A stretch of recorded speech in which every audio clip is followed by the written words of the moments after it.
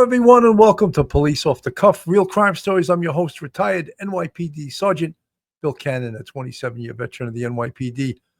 We're hearing some new rumblings in the upcoming trials of Luigi Mangione, the accused shooter of United Healthcare CEO Brian Thompson, that happened in December 2024. This case has been getting a great deal of publicity, of course, as we all know. It's sort of hit the ire of the public who have problems with healthcare and United Healthcare specifically, in claims being denied by these major healthcare companies. And of course, this man, Brian Thompson, being demonized by those people because he was the captain, the CEO of that organization, United Healthcare. So as a result, many people took the side of this wealthy young man, 26 years old, graduate of University of Penn, an Ivy League school, from an extremely, extremely wealthy family. But yet, many people are looking at this case as if Brian Thompson was the bad guy in this case, and he deserved everything he got, not Luigi Mangione, in getting arrested for this. Many people feel that Luigi Mangione is perhaps even a political football, a political prisoner. But the case against Luigi Mangione is extremely solid. And the Manhattan District Attorney's Office, the prosecutor, Joel Seidemann, a 40-year prosecutor for the Manhattan DA's office, is one of the very best at the Manhattan DA's office. In addition, the feds, the Southern District, have a case, a capital case against Luigi Mangione, one in which the federal government is eligible to go for the death penalty of this man. So that's what we potentially are looking at. A local prosecution with the Manhattan District Attorney's Office, or a federal prosecution and or both with the Southern District of New York, a federal case which can return the death penalty. So folks, hold on to your hats, hold on to your loved ones, hold on to your cup of coffee. You're about to enter true crime from a police perspective. You're about to enter the off-the-cuff zone, the police off-the-cuff zone.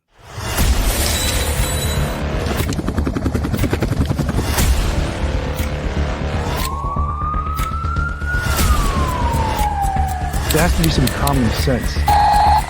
They were the ones who called 911 to get him help, and now they're calling for change.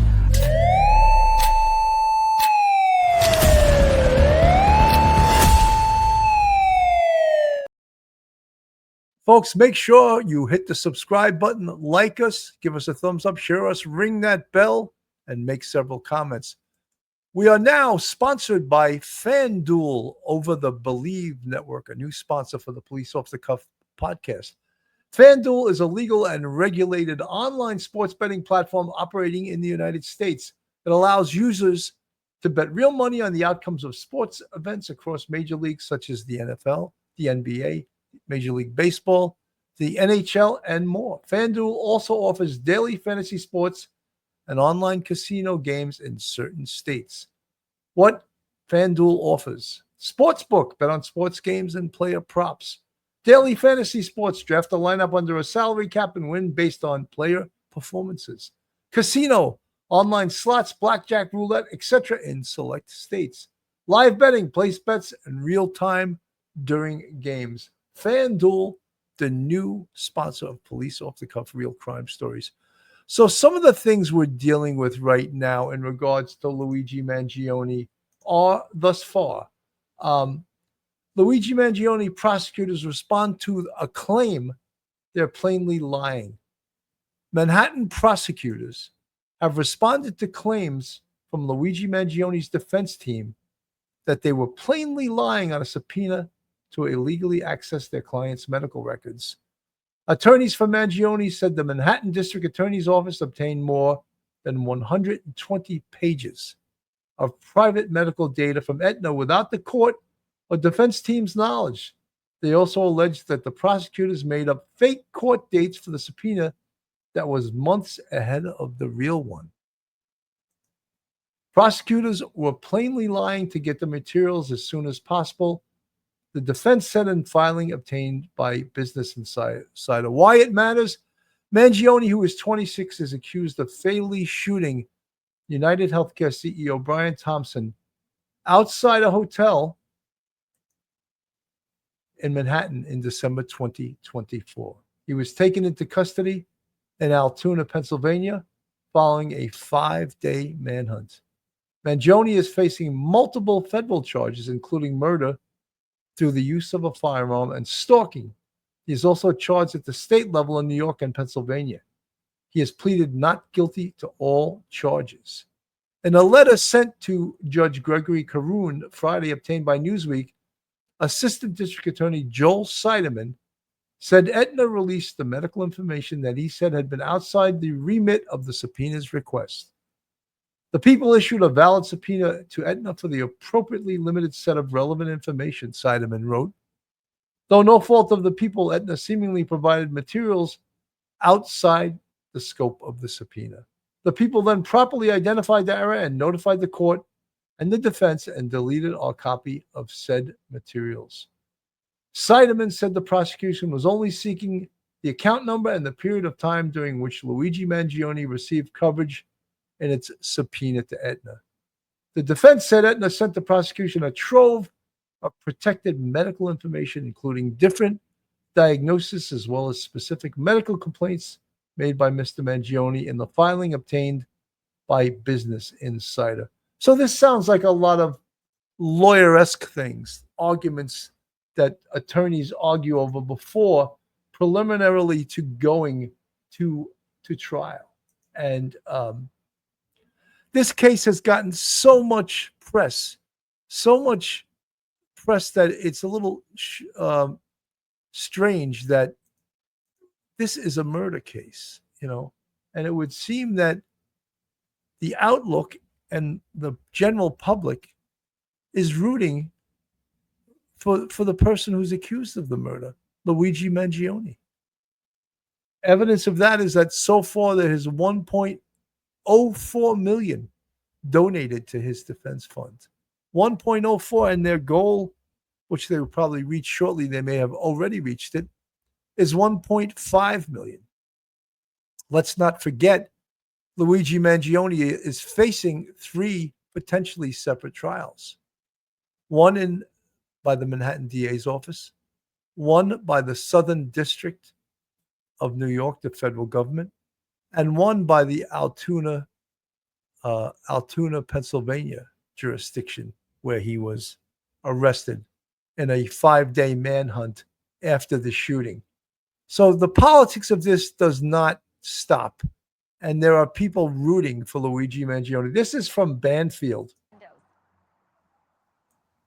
So go ahead, see those flashing lights?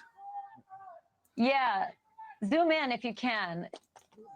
Is that Greg, your cameraman? Just zoom in as much as you can.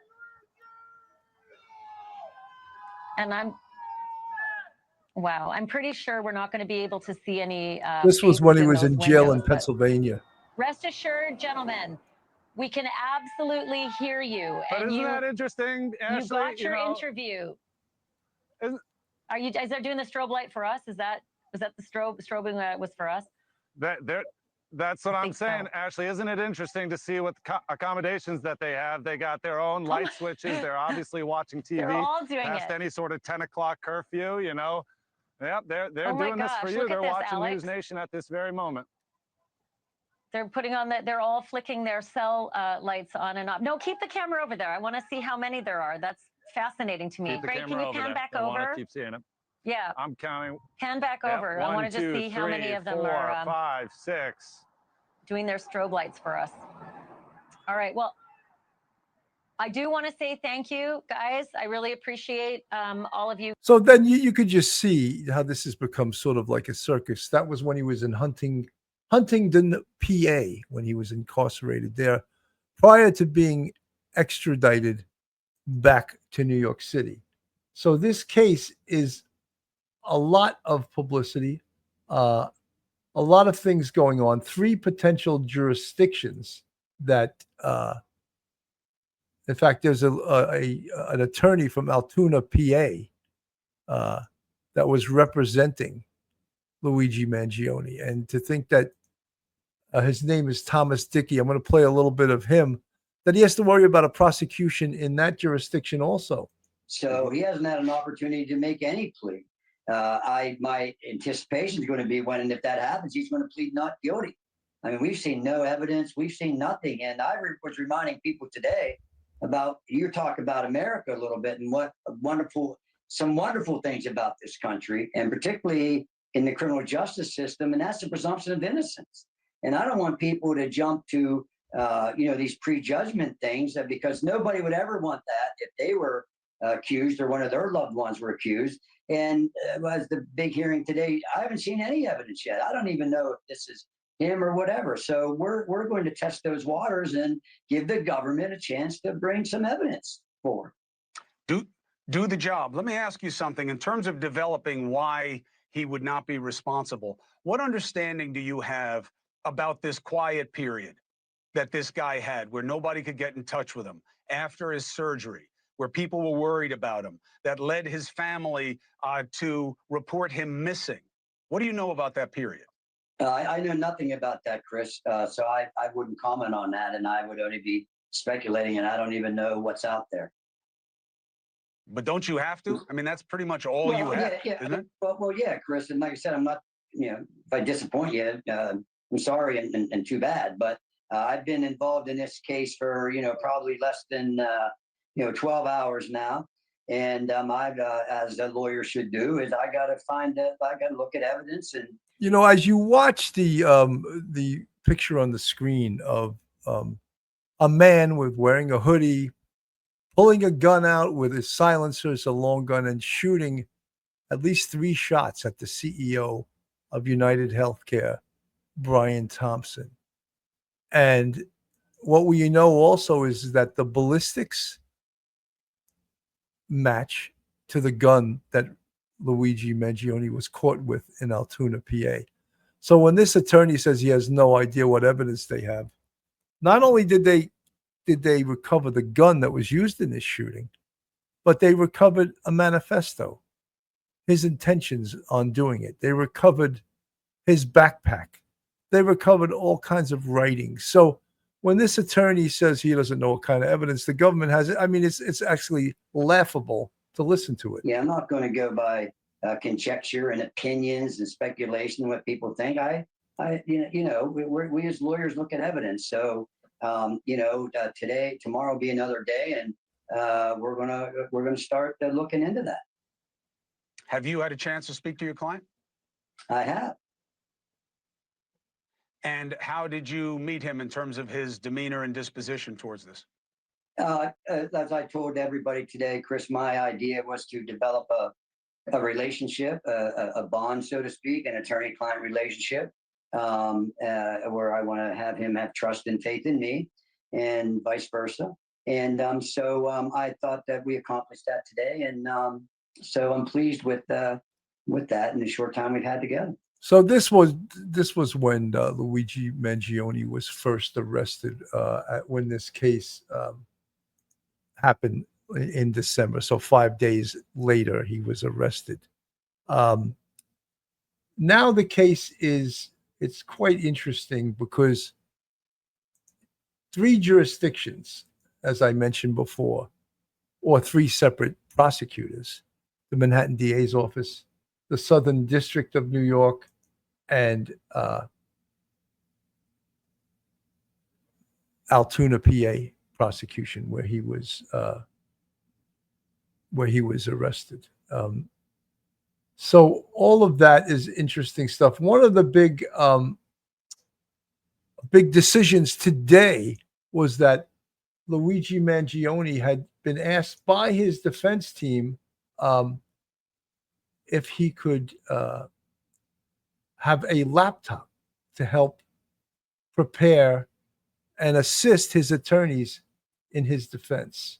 That apparently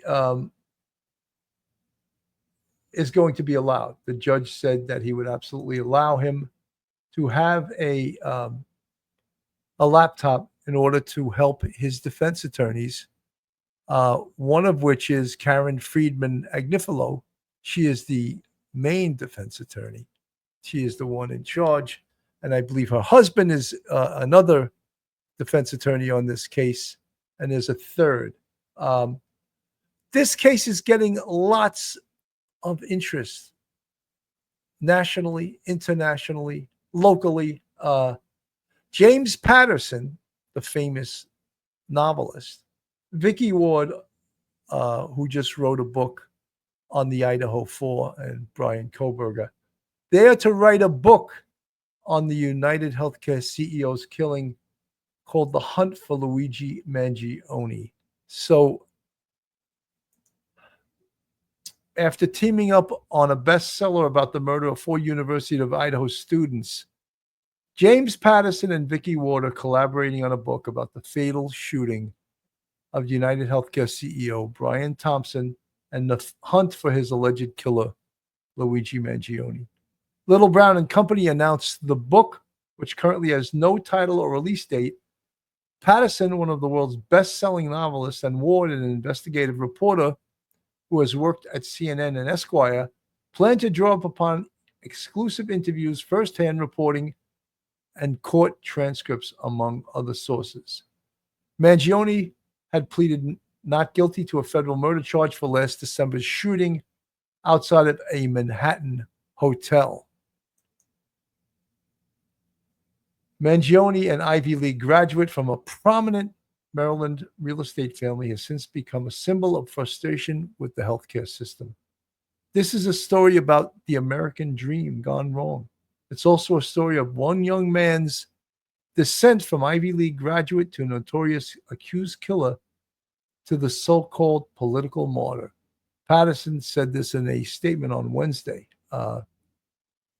Patterson and Ward's The Idaho 4, published last month, quickly became a national bestseller after Brian Kohlberger was sentenced July 23rd to 4 consecutive life sentences without parole for the fatal stabbings of Zana Kernodle, Madison Mogen, Ethan Chapin, and Kaylee Gonsalves. So a parallel to this case, obviously, this case is hugely popular, internationally popular, hugely controversial.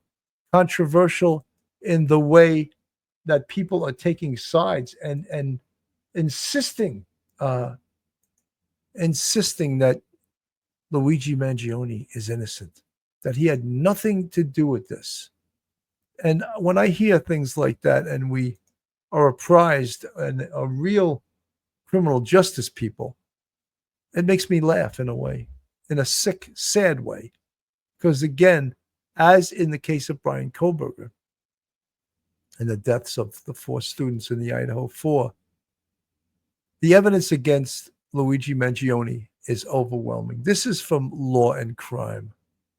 One would be hard-pressed to find a case with such overwhelming evidence of guilt as to the identity of the murderer and the premeditated nature of the assassination. Mangione's defense has tried to get the terrorism enhancement on his state murder charge dismissed, but prosecutors point to the definition of terrorism as an act undertaken to intimidate or coerce a civilian population, influence the policy of a unit of government by intimidation or coercion, or affect the conduct of a unit of government by murder, assassination, or kidnapping. Prosecutors point to the civilian population as being those who work in healthcare. They say people have left their jobs out of fear since Thompson was assassinated. Doctors who are afraid of what happens if they have a patient who gets their claim denied, and people in places like call centers who have received death threats in the wake of Thompson's death. Mangione has pleaded not guilty to state charges as well as the charges he is facing in federal court. Those federal charges include using a firearm to commit murder, which, if he's found guilty, would make him eligible for the death penalty. It's unclear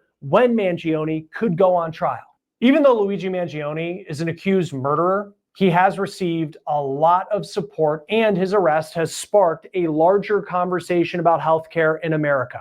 And this is an example of the kind of support that Luigi Mangione is receiving. This is the crowdfunding campaign that is raising money for his defense. It now has more than $1 million in donations. Join us now to talk about what this means is Matt Mangino. So $1 million in donations, right? So is there something more to this case than just the life of this man? Of CEO of United Healthcare, Brian Thompson? It seems that when people talk about this case, he's the last thing that gets mentioned. He's the evil man that ran that evil empire of United Healthcare, an overpaid CEO. So, of course, he's expendable because someone wants to kill him, right? Someone wants to get a gun or did get a gun and dressed to not be identified as the man in this picture is, who we believe to be Luigi Mangione. Get a gun and go shoot somebody. Yeah. 5 years ago, where you don't have all this video surveillance and all this other technology that's available now in terms of investigations.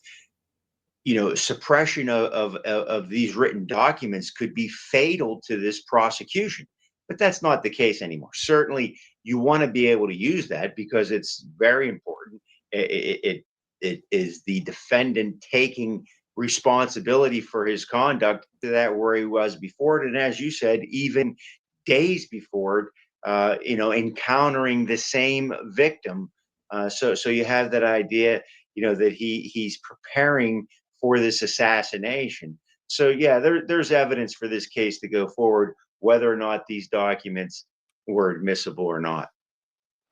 It's pretty clear from the journal entries, the diary entries that was included in this, that Luigi Mangione, he had it out for the healthcare industry, and he, according to these entries, was targeting United Healthcare because it was the number one health insurer in the country.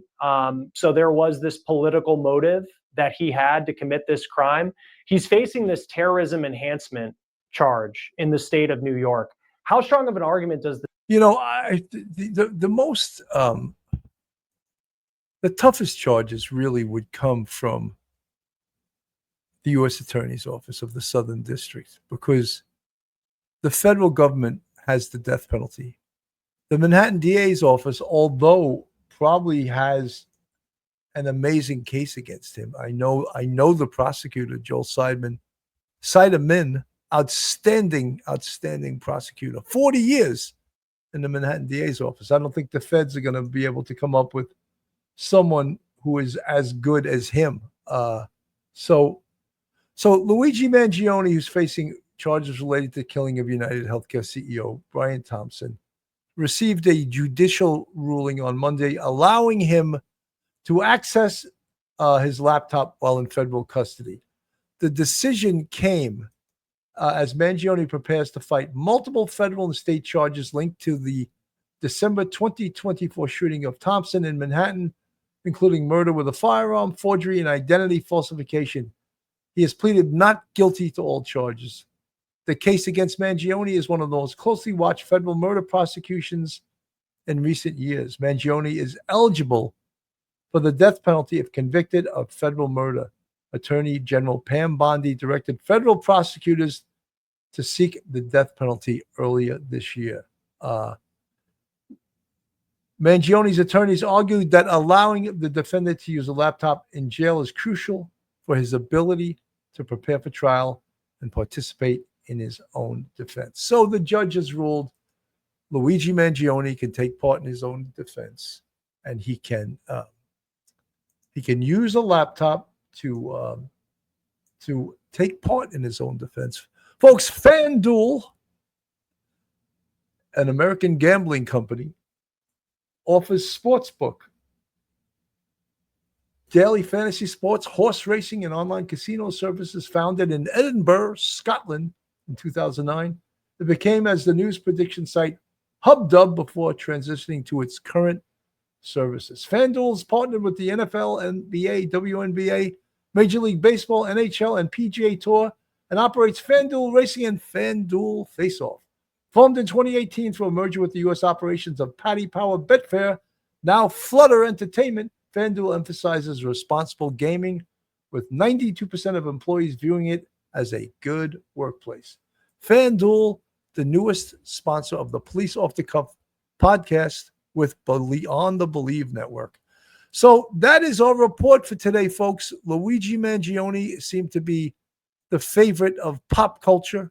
Many people believing, as many people did during the Brian Kohlberger Idaho 4 massacre, that he's innocent. And people are saying the same thing about Luigi Mangione, that he's innocent. He had nothing to do with this. And if he did, I've had people say this in our chat, that this man, Brian Thompson, the CEO of United Healthcare, deserved it. You know, people actually have said that. I find that to be horrific, that you could say anyone deserves to get murdered on the street because of, in this case, a CEO of a healthcare company who many allege did not pay out on claims by some of their claimants. So because of that, some think that it was okay to shoot and kill this man in the back. I'm not one of them. Anyway, folks, I want to thank everyone for tuning in today. Again, hit that subscribe button, the like button, ring the bell, share us with your friends and family, and also make comments. That helps us hit our algorithm. Folks, thank you so much for tuning in. I'm Bill Cannon from Police Off the Cuff, Real Crime Stories. Have a great rest of your day, and God bless. One episode just ain't enough.